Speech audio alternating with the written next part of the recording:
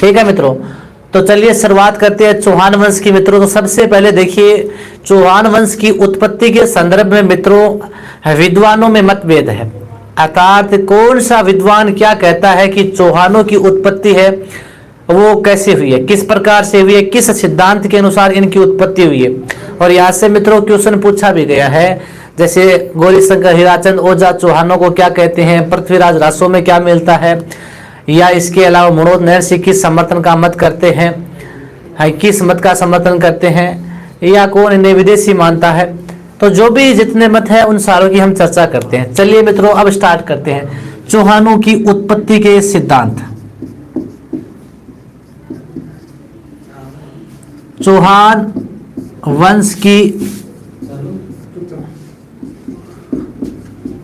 उत्पत्ति के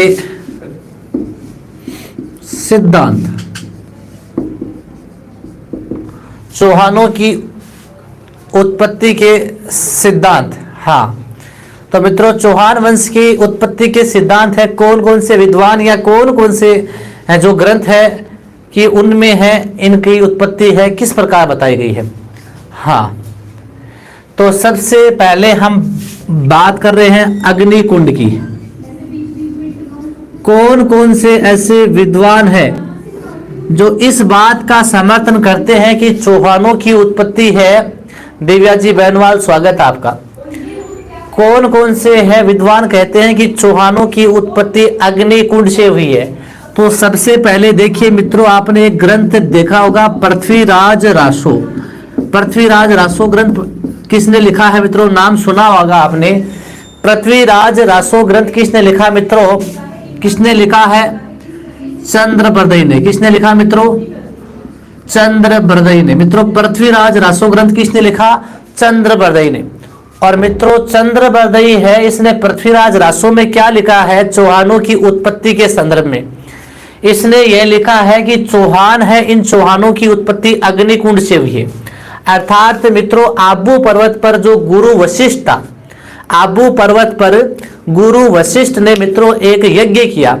आबू पर्वत पर गुरु वशिष्ठ ने मित्रों राक्षस जाति को समाप्त करने के लिए है वहां पर एक यज्ञ किया। और गुरु वशिष्ठ के यज्ञ गुण से मित्रों, गुरु वशिष्ठ ने जो यज्ञ किया था कहां पर किया था, आबू पर्वत पर।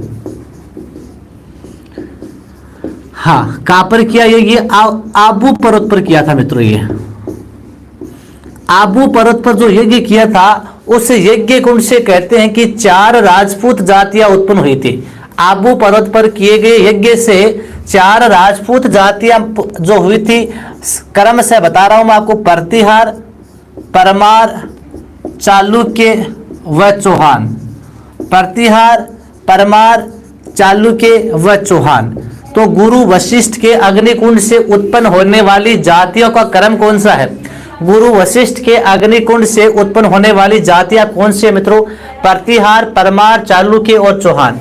इनकी उत्पत्ति गुरु वशिष्ठ के अग्निकुंड से हुई है। आबू पर्वत पर गुरु वशिष्ठ ने है राक्षसों का वध करने के लिए है वहां पर 4 राजपूत जातियों की उत्पत्ति की थी। और यह संदर्भ मिलता है पृथ्वीराज रासो के ग्रंथ, जो पृथ्वीराज रासो ग्रंथ है ये पृथ्वीराज रासो ग्रंथ में मिलता है इसका विवरण। और यह ग्रंथ किसने लिखा, चंद्रबरदई।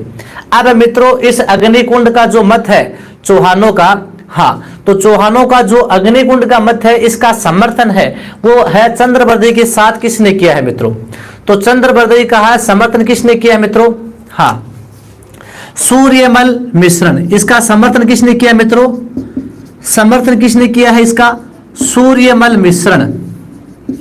बूंदी का राम सिंह का दरबारी कवि था वह मुहणोत नैन सिंह, वह मुहणोत नैन सिंह। तो मित्रों सूर्यमल मिश्रण और मुहणोत नैन सिंह ने भी इस बात का समर्थन किया है। सूर्यमल मिश्र और मुहणोत नैन सिंह भी कहते हैं कि जो चौहानों की उत्पत्ति है वो कैसे हुई है मित्रों, अग्निकुंड से। कैसे हुई है, अग्निकुंड से। तो मित्रों क्लियर हो गया, अग्निकुंड है, इस अग्निकुंड से चौहानों की उत्पत्ति हुई है। किन किन विद्वानों के अनुसार, तो आपको नाम याद रखने, चंद्रबरदई, सूर्यमल मिश्रण और मुहणोत नैन सिंह। क्लियर मित्रों। चलिए नेक्स्ट आता है हमारा चौहानों को सूर्यवंशी किसने कहा है। चौहानों को मित्रों सूर्यवंशी किसने कहा है? कौन सा ऐसा विद्वान है जो चौहानों को कहता है सूर्यवंशी? हाँ, तो मित्रों चौहानों को सूर्यवंशी कहा है। सबसे पहले एक विद्वान आता है G.H. ओझा। देखो कौन कौन है वो चौहानों को सूर्यवंशी मानते हैं। गौरी शंकर हीराचंद ओझा। कौन है मित्रों? गौरी शंकर हीराचंद ओझा। और कौन सा है मित्रों मत इसके अलावा? देखो हमीर महाकाव्य। कौन सा ग्रंथ है? हमीर महाकाव्य। हमीर महाकाव्य, हमीर रासो। गौरी शंकर हीराचंद ओझा, हमीर महाकाव्य, हमीर रासो, सुरजन चरित्र। हाँ, गौरी शंकर हीराचंद ओझा, हमीर महाकाव्य, हाँ हमीर रासो ग्रंथ और सुरजन चरित्र ग्रंथ। इन ग्रंथों में मित्रों चौहानों की उत्पत्ति कैसे मानी गई है मित्रों? सूर्यवंशी। कौन सा है? सूर्यवंशी। तो देखो मित्रों जो हमीर महाकाव्य, इसके अलावा एक होता था आपका पृथ्वीराज विजय। कौन सा आता है? पृथ्वीराज विजय। अब देखो मित्रों ये ग्रंथ है, मैंने आपको पहले ही बता दिए, एक बार फिर बताता हूं मैं आपको। हमीर महाकाव्य किसने लिखा था? नयन चंद्र सूर्य ने। किसने लिखा था मित्रों? हमीर महाकाव्य नयन चंद्र सूर्य ने लिखा था। मित्रों हमीर रासो किसने लिखा था? जोधराज ने। किसने लिखा था मित्रों? जोधराज ने। मित्रों सुरजन चरित्र किसने लिखा था? चंद्रशेखर ने। किसने लिखा था मित्रों? चंद्रशेखर ने। मित्रों पृथ्वीराज विजय किसने लिखा था मित्रों? जयानक ने। किसने लिखा था? जयानक ने। अब मित्रों ये सारे के सारे विद्वान इसके पक्ष में है कि चौहानों की उत्पत्ति सूर्यवंश से, अर्थात चौहान है वो भगवान राम के कुल में जन्मे थे। भगवान राम भी क्या है मित्रों? वो सूर्यवंशी माने गए हैं।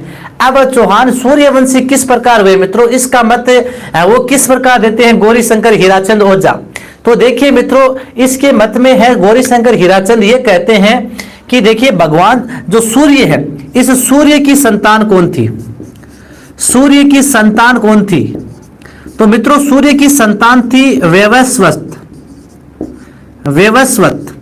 सूर्य की संतान थी मित्रों वैवस्वत, और वैवस्वत का पुत्र था मित्रों इक्ष्वाकु। कौन था?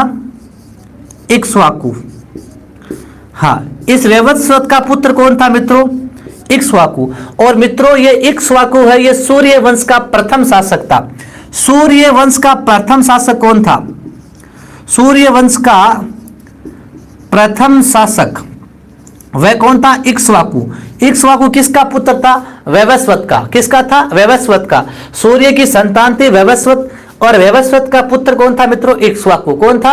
इक्ष्वाकु। और मित्रों इक्ष्वाकु है सूर्य वंश का प्रथम शासक था। सूर्य वंश का प्रथम शासक कौन था मित्रों? इक्ष्वाकु। अब मित्रों सूर्य वंश का जो प्रथम शासक इक्ष्वाकु था, उस इक्ष्वाकु की जो राजधानी थी मित्रों, इक्ष्वाकु की राजधानी थी अयोध्या। कौन सी थी मित्रों? इक्ष्वाकु की राजधानी कौन सी थी मित्रों? इक्ष्वाकु की राजधानी अयोध्या थी। कौन सी थी मित्रों? अयोध्या। और मित्रों अयोध्या में आपको पता है अयोध्या में आगे जाकर किसका जन्म हुआ था मित्रों? राम का जन्म हुआ था। किसका जन्म हुआ था? राम का जन्म हुआ था। अर्थात राम का जन्म है वो किसके वंश में हुआ? इक्ष्वाकु के वंश में हुआ। किसके वंश में हुआ? इक्ष्वाकु के वंश में। और इसलिए इक्ष्वाकु क्या था? सूर्यवंशी था। तो राम भी क्या हो गए मित्रों? सूर्यवंशी। और कहते हैं कि इसी के राम के वंश में किन का जन्म हुआ है? चौहानों का जन्म हुआ है। और ये मत किसने दिए है मित्रों? ये आपको 5 स्रोत याद करने हैं। 5 स्रोत कौन से? गौरी शंकर हीराचंद ओझा, हमीर महाकाव्य, हमीर रासो, सुरजन चरित्र, पृथ्वीराज विजय। क्लियर मित्रों? चले आगे। हाँ ये है सूर्यवंश। अब आगे देखिए मित्रों, विदेशियों की संतान। समझ आ रहा है मित्रों? तो थंबल का निशान जरूर बताइए। हाँ समझ आना चाहिए, आपकी क्लियर होना चाहिए। चौहान वंश स्टार्ट हुआ और चौहान वंश आपको एकदम क्लियर करना है मित्रों। 2 बजे डेली क्लास लेनी है आपको, और एकदम आपके क्लियर होना चाहिए। हाँ एकदम चौहान वंश क्लियर हो जाना चाहिए। न सिर्फ आपको ये सांबर और अजमेर के चौहान, बल्कि इसके अलावा भी जो जालोर के हैं, जैसे हाड़ौती के चौहान है, सारे के सारे आपको क्लियर करने। ठीक है, ओके चले आगे। चौहानों को विदेशियों की संतान किसने कहा? चौहानों को मित्रों विदेशियों की संतान किसने कहा है? तो सबसे पहले एक नाम आता है कर्नल जेम्स टोड। कौन आता है मित्रों? Colonel Tod, colonel James Tod, घोड़े वाले बाबा कहते हैं इन्हें। हाँ, कर्नल जेम्स टोड। इसके अलावा देखो मित्रों विलियम क्रूक, कौन आता है? William Crooke, colonel James Tod, William Crooke. इसके अलावा कौन आता है मित्रों? विलियम क्रूक के अलावा डॉक्टर स्मिथ, कौन आता है? Doctor Smith, colonel James Tod, William Crooke और डॉक्टर स्मिथ। हाँ, ये तीन ऐसे विद्वान हैं जो चौहानों की उत्पत्ति कैसे मानते हैं मित्रों? विदेशों से। कर्नल जेम्स टोड इसके पक्ष में क्या देता है मित्रों तर्क? हाँ, कर्नल जेम्स टोड ये कहता है कि जो चौहान है वो चौहान मित्रों मध्य एशिया से आए। कहां से आए हैं? चौहान मध्य एशिया से आए हैं और मध्य एशिया की जो संस्कृति है वो साथ लेकर आए राजस्थान में, और राजस्थान में है इन्होंने अपने क्षेत्र पर, जो सांबर के आसपास का क्षेत्र है यहाँ पर है, इन्होंने अपनी वंश परंपरा को आगे बढ़ाया। अर्थात कर्नल टोड के अनुसार मध्य एशिया से जो चौहान उठकर आए हैं वो राजस्थान में आए और यहीं पर है अपनी वंश परंपरा को आगे बढ़ाते हैं। और इसी मत का समर्थन कौन करते हैं? विलियम क्रूक व डॉक्टर स्मिथ। लेकिन मित्रों आपको यह भी ध्यान में रखना है, जो गौरी शंकर हीराचंद ओझा है, गौरी शंकर हीराचंद ओझा है, वो कर्नल टोड है, इस कर्नल टोड के मत का खंडन करते हैं। गौरी शंकर हीराचंद ओझा कहते हैं कि चौहान है वो विदेशियों की संतान न होकर सूर्यवंशी थे, और गौरी शंकर हीराचंद ये कहते हैं कि चौहान है वो मध्य एशिया से नहीं आए थे, चौहान है वो मध्य एशिया से नहीं आए थे, जबकि चौहान है वो इतने प्रभावशाली थे, चौहानों का वर्चस्व इतना अधिक था कि चौहानों ने है अपना परचम है वो राजस्थान से बाहर भी जाकर है एशिया में भी अपना परचम फहराया था, एशिया में भी अपना परचम फहराया था। अर्थात इन्होंने अपनी संस्कृति को इतना बढ़ावा दिया था कि इनकी संस्कृति है वो एशिया तक पहुंच गई थी। कहां तक पहुंच गई थी? इनकी जो संस्कृति है, चौहानों की संस्कृति है वो कहां पर पहुंच गई थी? एशिया तक, मध्य एशिया तक इनकी संस्कृति पहुंच गई थी। बल्कि जो कर्नल टोड तो कहते हैं कि मध्य एशिया की संस्कृति कहां पर है? राजस्थान में। जबकि जो गौरी शंकर हीराचंद ओझा है वो इस मत का खंडन करते हुए कहते हैं कि चौहान इतने प्रभावशाली थे कि इन्होंने अपनी है जो विरासत है, वंश परंपरा है, इसको कहां तक बढ़ाया था? हाँ, इसको है एशिया तक है वो लेकर गए थे। संगीता जी धान का स्वागत, आपका लेट हो गई, कोई बात नहीं, मैं रिवाइज करवा दूंगा, अभी स्टार्ट किया, ठीक है। अब देखिए मित्रों, विदेशियों की संतान हो गई। नेक्स्ट मत है ब्राह्मण वंशी, मैं वापस रिपीट करवा दूंगा, कई मित्र अभी जुड़े हैं। ब्राह्मण वंशी, चौहानों को ब्राह्मण वंशी कौन कहता है? चौहानों को ब्राह्मण वंशी कौन कहता है? हाँ, तो ब्राह्मण वंशी कौन कहता है? देखो, एक तो आता है आपके गोपीनाथ शर्मा, गोपीनाथ शर्मा, देखो नाम से स्पष्ट है, शर्मा यानी ब्राह्मण है, तो ब्राह्मण तो क्या बताएगा? ब्राह्मण बताएगा। इसके अलावा दशरथ शर्मा, कौन आता है? गोपीनाथ शर्मा, दशरथ शर्मा, बिजोलिया शिलालेख, बिजोलिया शिलालेख, गोपीनाथ शर्मा, दशरथ शर्मा और बिजोलिया शिलालेख, गोपीनाथ शर्मा, दशरथ शर्मा और बिजोलिया शिलालेख। इसके अलावा डॉक्टर भंडारकर का भी इसमें नाम में शामिल आता है, ठीक है। अब देखिए मित्रों, गोपीनाथ शर्मा, देखो शर्मा नाम लगा है, ये शर्मा और शर्मा ब्राह्मण होते हैं, आपको पता है, तो शर्मा तो क्या अपना ही मत करेंगे, क्या है? ब्रह्मा, अर्थात ब्राह्मण वंश की उत्पत्ति का सिद्धांत देंगे। अब मित्रों देखो, एक बात ये भी ध्यान रखना, एक बार एग्जाम में ये क्वेश्चन भी पूछ लिया था, तो बिजोलिया शिलालेख है, इस बिजोलिया, हाँ बिजोलिया शिलालेख है मित्रों, इसका प्रतिपादन किसने किया था? बिजोलिया शिलालेख का रचनाकार कौन था? किसने की थी रचना? गुणभद्र ने। किसने की थी? बिजोलिया शिलालेख की रचना किसने की थी मित्रों? हाँ, बिजोलिया शिलालेख की रचना किसने की? गुणभद्र ने। किसने की मित्रों? गुणभद्र ने की। ये भी आपको ध्यान में रखना, एग्जाम में एक बार पूछ लिया था। अब मित्रों जो बिजोलिया शिलालेख है, हाँ बिजोलिया शिलालेख में इन ब्राह्मणों के लिए एक शब्द मिलता है, बिजोलिया शिलालेख में इन ब्राह्मणों के लिए एक शब्द मिलता है। वो शब्द क्या मिलता है? या एक वाक्य मिलता है, विप्र श्रीवत्स गोत्र बोते, या विप्र श्रीवत्स गोत्र बोते। अर्थात ये जो ब्राह्मण है वो गोत्र वंशी है, नहीं? हाँ, ब्राह्मण है जो वत्स गोत्र, ये ब्राह्मण माने गए। ब्राह्मणों की उत्पत्ति कैसी हुई? वत्स गोत्र, यानी वत्स गोत्र, ये जो वत्स ऋषि के हैं गोत्र में इनका जन्म हुआ था ब्राह्मणों का। तो ये बिजोलिया शिलालेख में मिलता मिलता है कि ये जो ब्राह्मण है वो कैसे है, वत्स गोत्रीय ब्राह्मण है। कैसे है, वत्स गोत्रीय। और इसी का जो समर्थन करते हैं वो कौन करते हैं, गोपीनाथ शर्मा और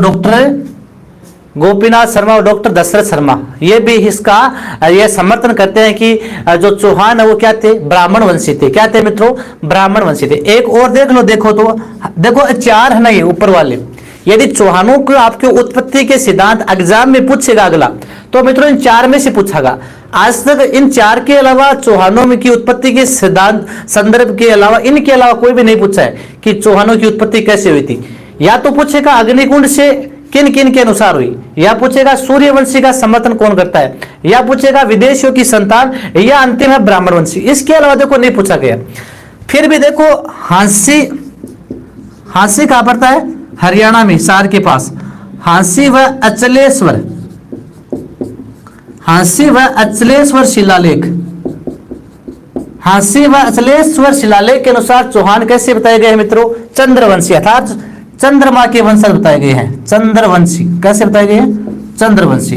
अब मित्रों एक बार वापस रिपीट कर लीजिए, चौहानों को एकदम रट लेना, आपको इंपॉर्टेंट है मित्रों, यहां से क्वेश्चन आते हैं, ध्यान रखना।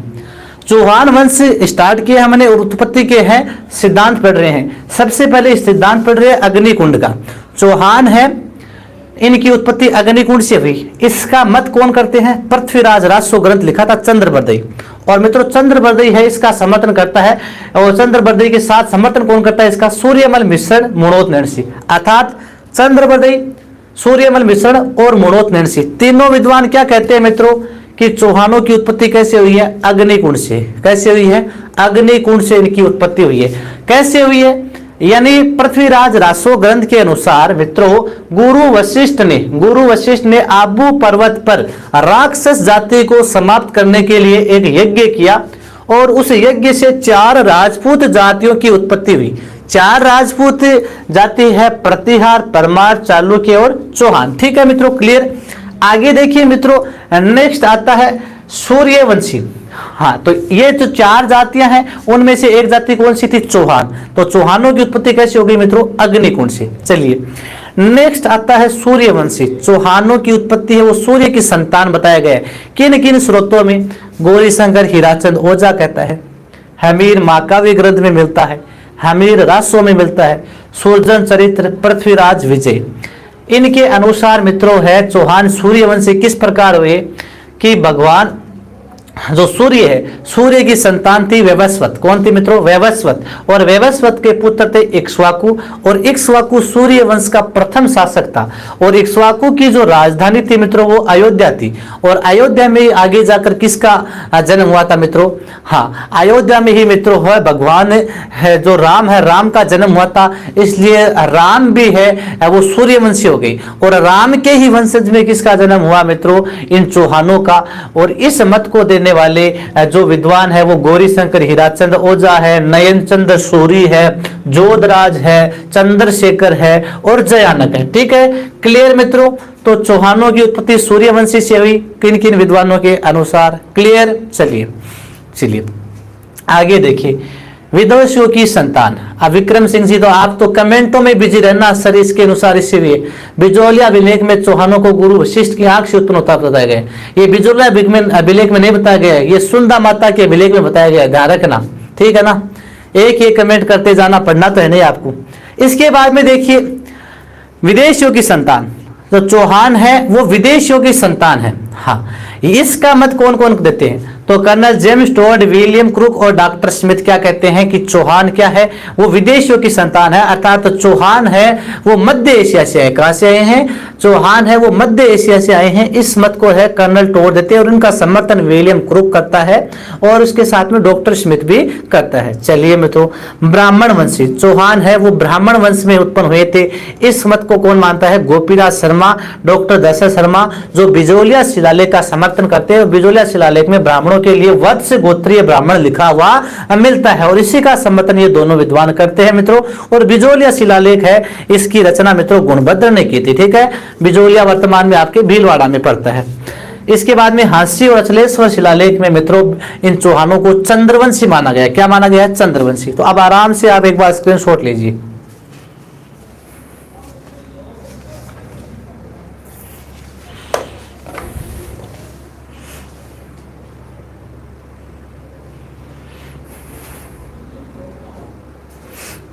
चले आगे। क्लियर संगीता जी?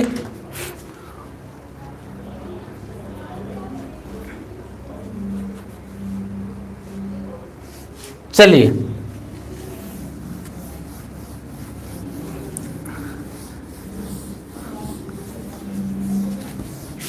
स्वागत है मोनिका जी, आपका भी स्वागत है, अभिनंदन है।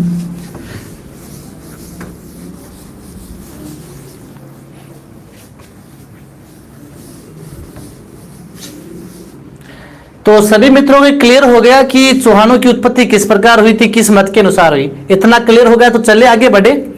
चलिए मित्रों, हाँ अब देखो मित्रों, प्रबंध कोश, प्रबंध कोश ग्रंथ किसने लिखा मित्रों? हाँ, प्रबंध कोश अकबर जी की तबीयत खराब है, उसके बाद में भी क्लास ले रहे हैं। बहुत बहुत धन्यवाद अकबर जी आपका। प्रबंध कोश ग्रंथ किसने लिखा मित्रों? राजशेखर ने। प्रबंध कोश ग्रंथ किसने लिखा मित्रों? राजशेखर ने। और मित्रों प्रबंध कोश के रचयिता राजशेखर के अनुसार, हाँ राजू राम जी भामो, आपका भी स्वागत है। प्रबंध कोश ग्रंथ के रचयिता कौन है? राजशेखर। और राजशेखर के अनुसार मित्रों चौहान वंश में, इस राजशेखर के अनुसार चौहान वंश में कुल कितने राजा हुए? 37 राजा हुए। प्रबंध कोश ग्रंथ के रचयिता कौन है मित्रों? हाँ, प्रबंध कोश ग्रंथ के रचयिता राजशेखर। और राजशेखर के अनुसार चौहान वंश में कुल कितने शासक हुए मित्रों? 37 शासक हुए। कितने हुए? 37 शासक। अब मित्रों जो चौहान वंश है, ये चौहान वंश है, ये स्टार्टिंग कहां से करता है, यानी चौहान वंश की उत्पत्ति कहां से होती है? तो देखिए मित्रों, जो चौहानों की वंशावली है, इसके अलावा हमीर माकावी है, प्रबंध कोश ग्रंथ है, इन ग्रंथों में ये उल्लेख मिलता है कि जो चौहान है मित्रों, इन चौहान है ये सांबर के आसपास उदय होने वाला वंश है, या चौहान वंश है, इसका उदय कहां पर होता है? चौहान वंश का उदय वो होता है सांबर के आसपास, सांबर के आसपास। चौहान वंश का उदय कहां पर होता है मित्रों? सांबर के आसपास। चौहान वंश का उदय कहां पर होता है मित्रों? सांबर के आसपास होता है, ये आपको ध्यान में रखना है। ठीक है, क्लियर। इसके बाद में देखिए मित्रों, जो सांबर के आसपास का जो क्षेत्र है उसे सपादलक्ष कहते हैं। क्या कहते हैं? हाँ मित्रों, सांबर के आसपास का जो क्षेत्र है उसे क्या कहते हैं मित्रों? सपादलक्ष। सांबर के आसपास का क्षेत्र क्या कहलाता है मित्रों? सपादलक्ष कहलाता है। ठीक है मित्रों। अब मित्रों आपको पृथ्वीराज विजय ग्रंथ किसने लिखा बताओ? पृथ्वीराज विजय किसने लिखा मित्रों? पृथ्वीराज विजय ग्रंथ किसने लिखा था? जयानक ने। किसने लिखा मित्रों? जयानक ने। पृथ्वीराज विजय ग्रंथ किसने लिखा था मित्रों? जयानक ने लिखा था। किसने लिखा था मित्रों? जयानक ने पृथ्वीराज विजय ग्रंथ लिखा था। अब मित्रों इस जयानक ने चौहानों को क्या कहा है? चाहमान कहा है। क्या कहा है? चाहमान कहा। पृथ्वीराज विजय किसने लिखा? जयानक ने। और मित्रों जयानक ने चौहानों को क्या कहा है? चाहमान। क्या कहा है मित्रों? चाहमान कहा है। अब देखो मित्रों, चाहमान का अर्थ देखो, चा अलग है अलग है, मां का अर्थ अलग है और नय का अलग है। देखो मित्रों, चार आपके सामने अक्षर है, चा है मा न। देखिए मित्रों, चा से बनता है चाप। क्या बनता है? चाप। और चाप का अर्थ होता है मित्रों जो धनुर्विद्या में निपुण हो। अर्थात चौहानों में गुण था कि वो धनुर्विद्या में निपुण थे। धनुर्विद्या में निपुण थे। कौन? चौहान। क्लियर। चलिए, है से क्या होता है मित्रों? हरीश। क्या होता है? हरि। है से होता है हरि। हाँ, हरि अर्थात हाँ जो भागवत का, जिसे भागवत का पूर्ण ज्ञान हो, जिसे भागवत का पूर्ण ज्ञान हो, भागवत का पूर्ण ज्ञान। अर्थात जो चौहान वंश है उसे भागवत का पूर्ण ज्ञान था। मां से क्या होता है मित्रों, हाँ मां से होता है मान। क्या होता है मित्रों, मान। जो अपने अतिथि का मान सम्मान करता हो, तो चौहानों में यह गुण था कि ये अपने अतिथि को मान सम्मान देते थे। अपने अतिथि का मान सम्मान करने वाला।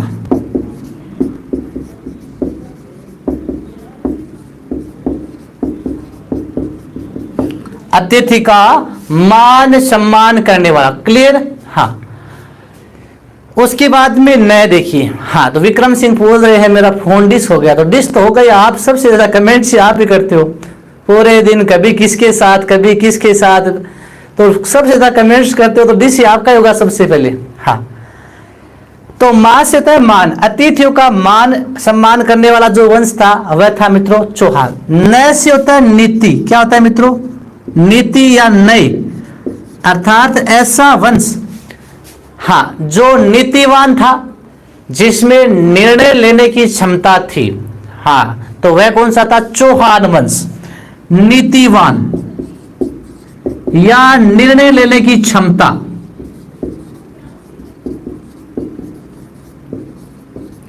ये मित्रों मैंने आपको किसके अनुसार बताया है, जयानक के अनुसार बताया। जयानक के अनुसार मैं एक बार बोल के आपको बता दूंगा, एक एक समझ आ जाएगा। देखिए मुझे पता है थोड़ा मैंने छोटा लिखा है, बोर्ड काफी नीचे चला गया। जयानक के अनुसार चौहानों को क्या कहते हैं, चौहानों को चाहमान कहा है। तो ऐसा आ सकता है कि चौहानों को चाहमान किसने कहा है, जयानक ने कहा है पृथ्वीराज विजय में। और पृथ्वीराज विजय में इस जयानक ने चौहानों में जो गुण होने चाहिए उन गुणों का उल्लेख किया है। कौन कौन से, पृथ्वीराज विजय में जयानक ने कहा है कि चाहमान जो शब्द है, इस चाहमान के चार जो अक्षर होते हैं, चारों का अर्थ क्या क्या। देखो चा से इसने बताया चाप, और चाप का अर्थ होता है जो वंश है धनुर्विद्या में निपुण था वह था चौहान वंश। है का अर्थ होता है हरि, जिस वंश को भागवत का पूर्णतः ज्ञान था, तो भागवत का पूर्ण ज्ञान है वो चौहान वंश को था। मां से होता है मान, जो वंश अतिथियों का मान सम्मान करने वाला था। नय से होता है नीति या नहीं, और जिस वंश में मित्रों नीतिवान है, निर्णय लेने की क्षमता थी, वह कौन सा था मित्रों, चौहान वंश। कौन सा था मित्रों, चौहान वंश। तो पृथ्वीराज विजय के अनुसार चौहानों को बता दिया मित्रों चाहमान। क्लियर, हाँ ठीक है। इसका एक बार स्क्रीनशॉट लीजिए, इसके बाद में मैं आपको चौहानों का जो चौहान वृक्ष है उसको बताऊंगा।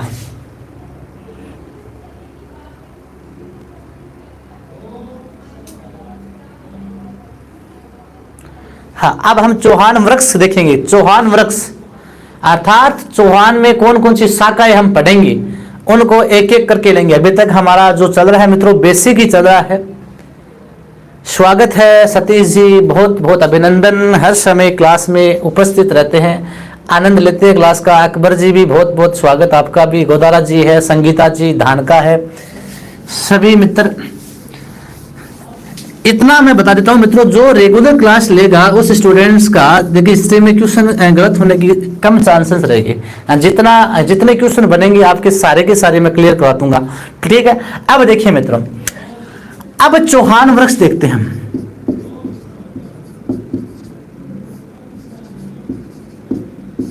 हाँ ठीक है सैनी जी, बिल्कुल आप तो सबसे पहले लेते हो क्लास। चौहान वृक्ष देखिए मित्रों,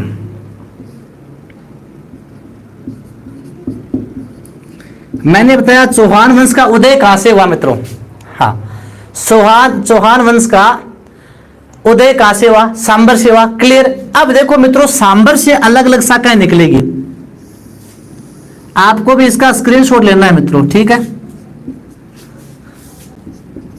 हाँ चौहान से मित्रों देखो सांबर, और सांबर से है दो शाखाएं निकलेगी।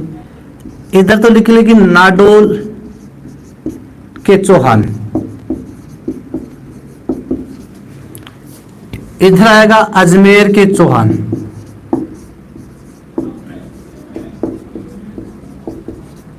हाँ सबसे पहले आप सांबर के चौहान पढ़ोगे। ठीक है, सांबर से देखो दो शाखाएं निकलेगी, सांबर से दो शाखाएं निकलेगी। सबसे पहले नाडोल के चौहान, तो सांबर से निकलने वाली सबसे प्राचीनतम जो चौहानों की शाखा है वो पूछ ले कि सांबर से सबसे पहले चौहानों की कौन सी शाखा निकली, नाडोल शाखा निकली। इसके बारे में आपको पढ़ाएंगे, आगे पढ़ाएंगे डिटेल में, अभी एक बार बात कर रहे हैं। सांबर से निकलने वाले दूसरी शाखा कौन सी थी, अजमेर के चौहान। ठीक है, क्लियर। इधर देखो मित्रों, जो अजमेर है, इस अजमेर में जो चौहान वंश का संस्थापक था, मैं साथ साथ में संस्थापक भी बता देता हूं ताकि आपको क्लियर हो जाए, कई बार यहां से भी क्वेश्चन आते हैं। सांबर के चौहानों का संस्थापक कौन था, वासुदेव चौहान। सांबर के चौहानों का संस्थापक कौन था, वासुदेव चौहान। इधर अजमेर के चौहानों का संस्थापक कौन है मित्रों, अजय राज। कौन है, अजय राज चौहान। क्लियर, क्लियर हो गया। इधर देखिए नाडोल के चौहान, संस्थापक कौन है,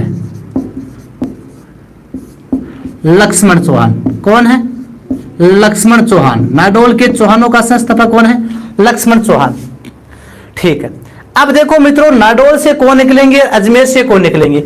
अजमेर से निकलेंगे मित्रों आपको रणथंभौर के चौहान। क्या निकलेंगे, अजमेर से कौन निकलेंगे, रणथंभौर के चौहान। अजमेर से कौन सी शाखा निकलेगी मित्रों, रणथंभौर शाखा निकलेगी। देखो पृथ्वीराज तृतीय है, पृथ्वीराज तृतीय के साथ ही अजमेर शाखा का अंत हो जाएगा। पृथ्वीराज तृतीय का पुत्र गोविंदराज कहां चला जाएगा, रणथंभौर। कहां चला जाएगा, रणथंभौर। तो रणथंभौर के चौहानों का संस्थापक गोविंदराज। कौन आएगा, गोविंदराज चौहान, जो पृथ्वीराज तृतीय का पुत्र था।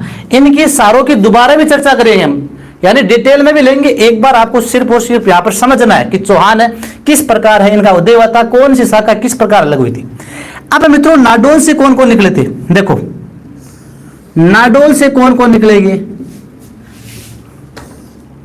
नाडोल से 3 शाखाएं निकलेगी। कितनी निकलेगी मित्रों, नाडोल से 3 शाखाएं निकलेगी। हाँ, नाडोल का संस्थापक लक्ष्मण चौहान था। मित्रों नाडोल से कौन कौन सी निकलेगी, देखो एक तो निकलेगी जालोर शाखा। कौन सी निकलेगी, जालोर के चौहान। नाडोल से कौन निकलेंगे, जालोर के चौहान। नाडोल से कौन निकलेंगे, सिरोई के चौहान। कौन निकलेंगे, सिरोई के चौहान। नाडोल से कौन निकलेंगे, हाड़ौती के चौहान। कौन निकलेंगे, हाड़ौती के चौहान। नाडोल से कौन निकलेंगे मित्रों, हाड़ौती के चौहान।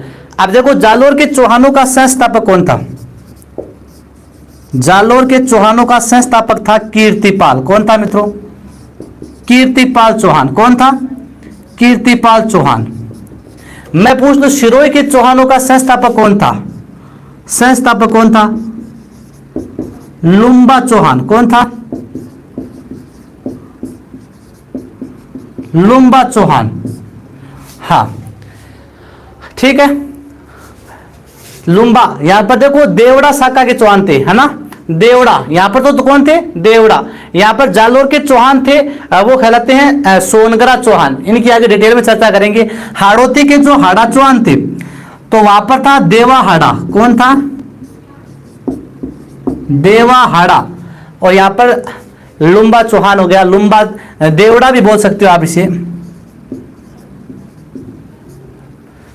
हाँ, अब देखो मित्रों एक बार आप वापस इसको वृक्ष को समझिए, चौहान वृक्ष को। उसके बाद में आप आराम से इसको स्क्रीनशॉट ले सकते हैं। चौहानों की उत्पत्ति कहां से हुई, सांबर से।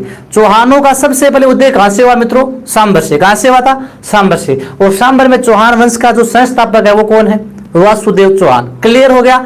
अब देखो मित्रों सांबर से कितनी शाखाएं निकली है, 2 शाखाएं। सांबर से सबसे पहले कौन सी शाखा निकली, नाडोल शाखा। नाडोल के चौहानों का संस्थापक कौन है, लक्ष्मण चौहान। कौन है मित्रों, लक्ष्मण चौहान। इधर अजमेर के चौहान निकल गए, यानी सांबर से एक तो निकली नाडोल, दूसरी कौन सी निकली, अजमेर। अजमेर के चौहानों का संस्थापक बताओ मित्रों, कौन है, अजय राज चौहान। अब देखो मित्रों नाडोल से 3 शाखा निकलेगी, अजमेर से 1 निकलेगी। अजमेर से कौन सी, हाँ अजमेर से कौन सी निकलेगी, रणथंभौर के चौहान। और रणथंभौर के चौहानों का संस्थापक, हाँ रणथंभौर के चौहानों का संस्थापक कौन है, गोविंदराज चौहान। हाँ, इसके बाद में देखिए जालोर के चौहान, सिरोई के चौहान और हाड़ौती के चौहान, ये तीनों कहां से निकले, नाडोल से। जालोर के चौहानों का संस्थापक कीर्तिपाल चौहान, शिरोई का कौन था? लुम्बा चौहान। हाड़ौती का कौन था? देवाहाड़ा। इतना मित्रों समझ आ गया तो लीजिए स्क्रीनशॉट और हाँ लिखकर समर्थन दीजिए। समझ आया क्या? यदि समझ आया तो आगे चले, आगे बढ़े। नमस्कार द्रौपदी कुमारी जी, स्वागत है आपका भी।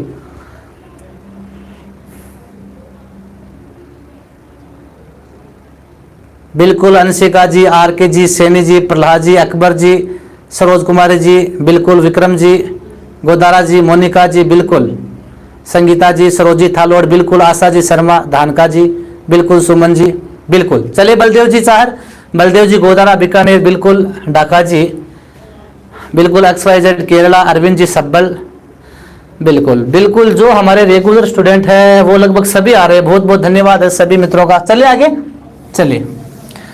अब देखो मित्रों, चौहानों का जो उदय हुआ था सांबर में, सांबर से हुआ था, तो हम सांबर से शुरुआत करते हैं आज। सांबर से ज्यादा नहीं, 2-3 छोटे छोटे शासक है, उसके बाद में इंपोर्टेंट आएगा अजमेर से। अब मित्रों देखो सांबर से स्टार्ट करते हैं। सांबर के चौहान, ठीक है। सबसे पहले, हाँ स्वागत है, धन्यवाद सरोज कुमारी जी आपका। सबसे पहले है देखो मित्रों वासुदेव चौहान। कौन है? वासुदेव चौहान। हाँ, चौहान वंश है, अर्थात इस चौहान वंश की उत्पत्ति कहां से हुई? चौहान वंश का आदि पुरुष, चौहान वंश को पनपाने वाला प्रथम पुरुष कौन था? वह था मित्रों वासुदेव चौहान। तो चौहानों का आदि पुरुष, चौहानों का आदि पुरुष, चौहानों का मूल पुरुष। तो आपसे पूछ ले चौहानों का आदि पुरुष, चौहानों का मूल पुरुष कौन था? तो मित्रों वो था वासुदेव चौहान। कौन था? वासुदेव चौहान। इसने चौहान वंश की स्थापना, या चौहान वंश का संस्थापक भी यही था। तो चौहान वंश की स्थापना इसी ने की थी मित्रों। और मित्रों चौहान वंश की स्थापना इसने की थी 551 ईस्वी में। कब की थी मित्रों? 551 ईस्वी में सांबर में। कहां पर की थी? सांबर में। कहां पर की थी मित्रों? सांबर में। और सांबर के आसपास के क्षेत्र को मित्रों कहते हैं सपादलक्ष। इसे क्या कहते हैं? सपादलक्ष। क्लियर? हाँ, अर्थात चौहान वंश का संस्थापक बोल सकते हैं आप इसे। इसे बोल सकते हैं चौहान वंश का संस्थापक, चौहान वंश का संस्थापक। अब जितने भी ये चौहान निकले, आप अजमेर पढ़ लो, नाडोल पढ़ लो, चाहे जालोर पढ़ लो, ये सारे के सारे इसी की देन है, इसी की वंशज है सारे के सारे। ठीक है मित्रों। तो चौहान वंश की स्थापना 581 में सांबर में किसने की थी मित्रों? वासुदेव चौहान ने। और इसने अपनी राजधानी किससे बनाया मित्रों? चौहान वंश की प्रथम राजधानी इसने बनाया था मित्रों अहिछत्रपुर को। चौहान वंश की राजधानी किससे बनाया था मित्रों? राजधानी बनाया था इसने अहिछत्रपुर को। और मित्रों ये अहिछत्रपुर कहां पर पड़ता है? नागौर में। कहां पर पड़ता है? नागौर में। चौहान वंश की राजधानी इसने किसे बनाया था मित्रों? अहिछत्रपुर को। अहिछत्रपुर कहां पड़ता है मित्रों? नागौर में। कहां पड़ता है? नागौर में। ठीक है मित्रों। मित्रों बिजोलिया शिलालेख, जिसका रचयिता कौन था? गुणभद्र। बार बार मैं नहीं लिखूंगा, मैं एक बार बता दिया मैंने। बिजोलिया शिलालेख का रचयिता कौन था? गुणभद्र। अब इस बिजोलिया शिलालेख के अनुसार, बिजोलिया शिलालेख के अनुसार, स्वागत है निशा जी गोदारा, बहुत लेट आए आप। हम चौहान वंश की स्टार्ट करके आधा से ज्यादा क्लियर भी कर गए हैं।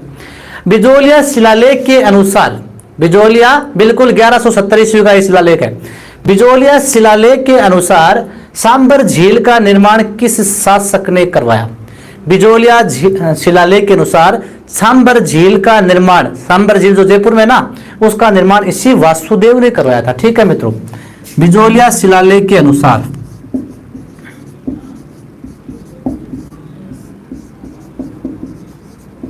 सांबर झील का निर्माण किसने करवाया मित्रों? वासुदेव चौहान ने। बिजोलिया शिलालेख के अनुसार सांबर झील का निर्माण किसने करवाया? वासुदेव चौहान ने। तो मित्रों एक बार देखिए, इतना ही है वासुदेव चौहान के बारे में, ज्यादा नहीं है। आपको इतना ही ध्यान रखना है, चौहानों का मूल पुरुष किसे कहते हैं? वासुदेव को। चौहान वंश का संस्थापक वासुदेव को। चौहान वंश की स्थापना इसने कब की? 551 ईस्वी में। कहां पर की मित्रों? सांबर में। सांबर के आसपास के क्षेत्र को क्या कहते हैं? सपादलक्ष। ठीक है। इसने अपनी राजधानी किससे बनाया मित्रों? अहिछत्रपुर नागौर को। किसे बनाया? अहिछत्रपुर नागौर को। बिजोलिया शिलालेख के अनुसार सांबर झील का निर्माण किसने करवाया? वासुदेव चौहान को। इसके अलावा मित्रों ध्यान रखना, जो सांबर के चौहान है इन्हें कहते हैं शाकंभरी के चौहान भी। क्या कहते हैं? शाकंभरी के चौहान भी नहीं कहते हैं। तो एक ही बात है, सांबर या शाकंभरी के चौहान। और इन सांबर या शाकंभरी के चौहानों की जो कुलदेवी है मित्रों, वो कुलदेवी शाकंभरी माता है। कौन है? सांबर या चौहानों की, शाकंभरी के चौहानों की कुलदेवी, कुलदेवी है शाकंभरी माता। और शाकंभरी माता का मंदिर कहां पर है मित्रों? सांबर में ही है। कहां पर है मित्रों? सांबर में। अब इतना क्लियर हो गया मित्रों, तो लीजिए स्क्रीनशॉट, आगे बढ़े हम। बिल्कुल आगे बढ़े यदि इतना क्लियर हो गया तो।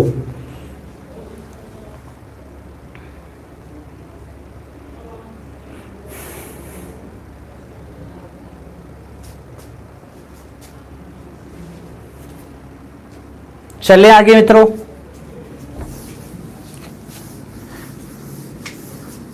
वासुदेव चौहान हो गया मित्रों। इसके बाद में नेक्स्ट देखो, इसी के वंशज में एक शासक आएगा मित्रों, गुवक प्रथम। कौन आएगा मित्रों? गुवक प्रथम। वासुदेव चौहान के ही वंश में एक शासक आएगा मित्रों। कौन? गुवक प्रथम। कौन आएगा मित्रों? गुवक प्रथम। हाँ मित्रों, ये गुवक प्रथम है। इसका एक अच्छा क्वेश्चन बनता है, बहुत बार, एक बार एग्जाम में पूछा भी था, काफी लड़के गलत भी करके आए हैं इस क्वेश्चन को। प्रश्न क्या आया था मित्रों? प्रश्न ये आया था कि चौहानों का प्रथम स्वतंत्र चौहान शासक कौन था? प्रथम स्वतंत्र चौहान शासक, ये प्रश्न आया था मित्रों एग्जाम में। और काफी बच्चे इसमें विग्रह राज करके आए थे, कोई अर्णोराज करके आया था, कोई वासुदेव करके आया था। प्रथम स्वतंत्र चौहान शासक, हाँ काफी स्टूडेंट गलत करके आते हैं मित्रों, गाइडों में मिलता भी नहीं है, कई जगह बहुत गाइडों में आपको नहीं भी मिलेगा। गुवक प्रथम, प्रथम स्वतंत्र चौहान शासक। भाई स्वतंत्र कैसे? सामने हटो अच्छी देख ले कि मोबाइल में कैमरा क्या टेंस है आगे को और पीछे को। हाँ कर दियो, चालू की चालू।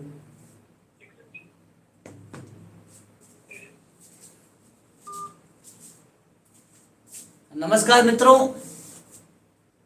एक बार फिर से स्वागत है। आइए सभी मित्र जुड़िए जल्द से जल्द। हाँ वापस जुड़िए जल्द से जल्द मित्रों। चल गया क्या वीडियो? चल गया क्या मित्रों? हाँ जी, सभी मित्रों के पास चल गया वीडियो? अकबर जी, सभी के पास आ रही है आवाज?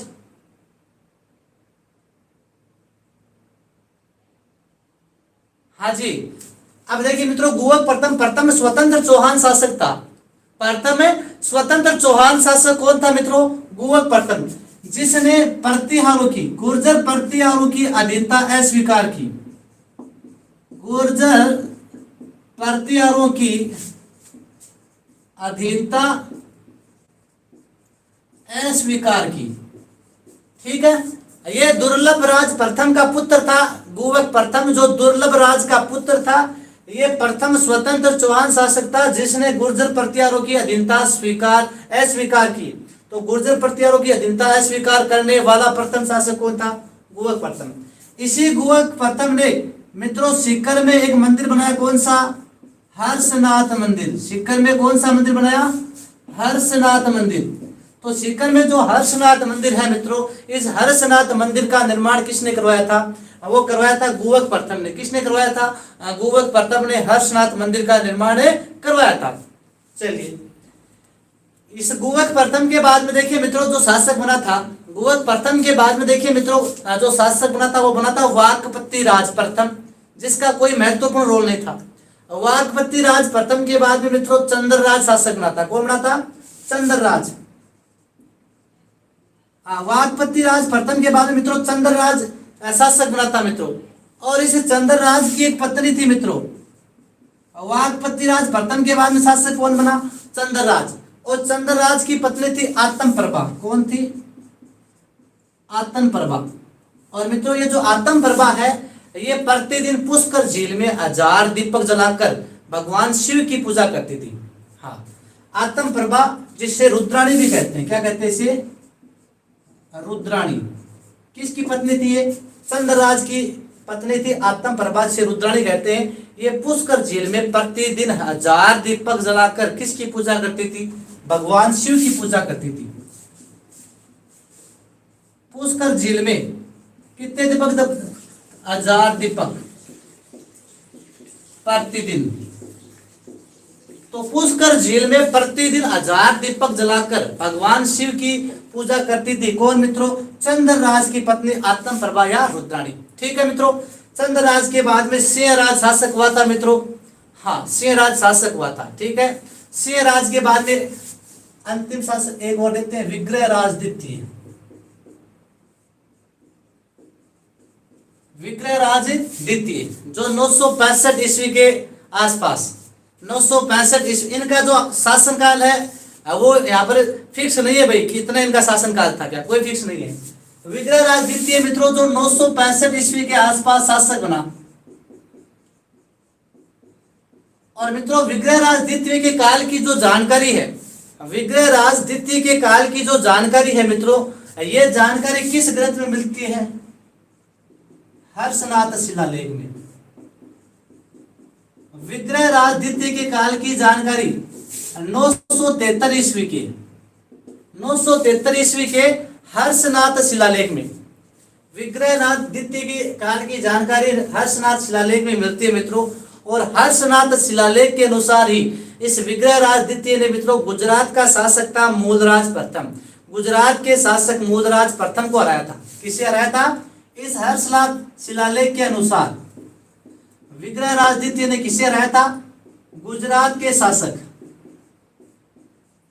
गुजरात के शासक मूलराज प्रथम को हराया। और मित्रों आपसे पूछ ले कि चौहानों का प्रथम प्रतापी शासक कौन था? चौहानों का प्रथम प्रतापी शासक कौन था? तो वह था विग्रहराज द्वितीय। चौहानों का प्रथम प्रतापी शासक, चौहानों का प्रथम प्रतापी शासक पूछ ले आपको, चौहानों का प्रथम प्रतापी शासक कौन था मित्रों? विग्रहराज सेकंड था। ठीक है मित्रों। इसके बाद में देखिए मित्रों, हाँ, विग्रहराज द्वितीय ने मित्रों गुजरात के बड़ौच में, गुजरात के बड़ौच में अपनी कुलदेवी, इसकी कुलदेवी कौन सी थी? आशापुरा माता का मंदिर बनाया। इसकी कुलदेवी थी आशापुरा माता।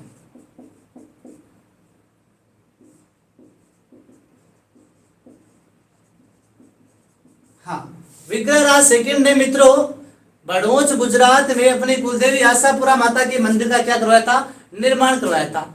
तो देखो विग्रहराज द्वितीय के काल की प्रमुख घटनाएं क्या है? 965 ईस्वी के आसपास सांबर या सपादलक का शासक बना। हर्षनाथ शिलालेख के अनुसार गुजरात के शासक मूलराज प्रथम को हराया। चौहानों का प्रथम प्रतापी शासक कौन था? विग्रहराज सेकंड था। और गुजरात के बड़ौच में इसने अपने कुलदेवी आशापुरा माता के मंदिर का निर्माण करवाया था। मित्रों विग्रहराज के बाद के जो शासक है देखिए वो कोई इंपॉर्टेंट नहीं थे।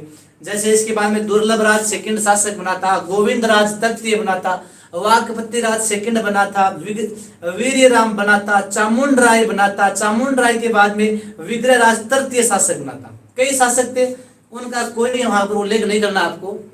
और उनमें से एक शासक आता है विग्रहराज तृतीय का पुत्र था पृथ्वीराज प्रथम। चौहानों में पृथ्वीराज प्रथम। हाँ, जो यहाँ पर हाँ बिल्कुल सही का है जो प्रहलाद राय जी बोले, गोविंद तृतीय को वेरीगढ़ की उपाधि थी। वेरीगढ़ मतलब जो शत्रुओं का सहारक की उपाधि दी गई थी उसे। बिल्कुल पृथ्वीराज विजय जो ग्रंथ है जयानक, उस जयानक ने उस ग्रंथ में लिखा है गोविंद राज को है वेरीगढ़ की उपाधि थी। ठीक है। तो मित्रों पृथ्वीराज प्रथम, इस पृथ्वीराज प्रथम के काल की चर्चा की जाए तो इसके संदर्भ में आपको ज्यादा याद नहीं करना है कि 1105 ईस्वी में 1105 ईस्वी में पृथ्वीराज प्रथम के समय में पृथ्वीराज प्रथम ने जो 700 चालुक्य आए थे, चालुक्य वंश तो गुजरात में था मित्रों, तो 700 चालुक्यों को मौत के घाट उतारने वाला, 700 चालुक्यों को मौत के घाट उतारने वाला चौहान शासक कौन था? ये चालुक्य मित्रों वो है ब्राह्मणों को लूटने के लिए आए थे। जो 700 चालुक्य मित्रों, ये 700 चालुक्य हैं वो ब्राह्मणों को लूटने के लिए आए थे। तो इस पृथ्वीराज प्रथम ने इन 700 चालुक्यों को मित्रों मौत के घाट उतारा, मौत के घाट उतारा। तो विग्रहराज तृतीय का पुत्र था मित्रों, विग्रहराज तृतीय का पुत्र कौन था? विग्रहराज तृतीय का पुत्र कौन था? पृथ्वीराज प्रथम था। पृथ्वीराज प्रथम किसका पुत्र था? विग्रहराज तृतीय का पुत्र था मित्रों, ये ध्यान रखना। 1105 ईस्वी में इसने 700 चालुक्यों को 700